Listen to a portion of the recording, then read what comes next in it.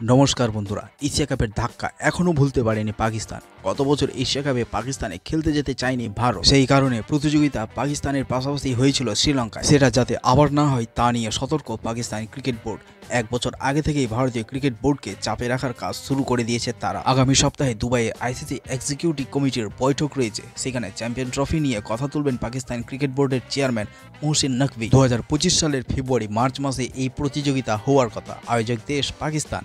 ভারত সেই দেশে খেলতে যাবে কিনা তা এখনও নিশ্চিত নয়। সেই কারণে আইসিসির কাছে পাকিস্তান আবেদন করবে যাতে ভারতীয় বোর্ড নিশ্চিত করে যে তারা খেলতে যাবে। পাকিস্তান ক্রিকেট বোর্ডের এক আধিকারিক জানিয়েছেন, এশিয়া কাপ এশিয়ান ক্রিকেট কাউন্সিলের অধীনে ছিল। কাউন্সিলের সভাপতি জয় শাহ, তিনি আবার ভারতীয় ক্রিকেট বোর্ডের সচিব। সেই কারণে প্রতিযোগিতা সরানো গিয়েছিল।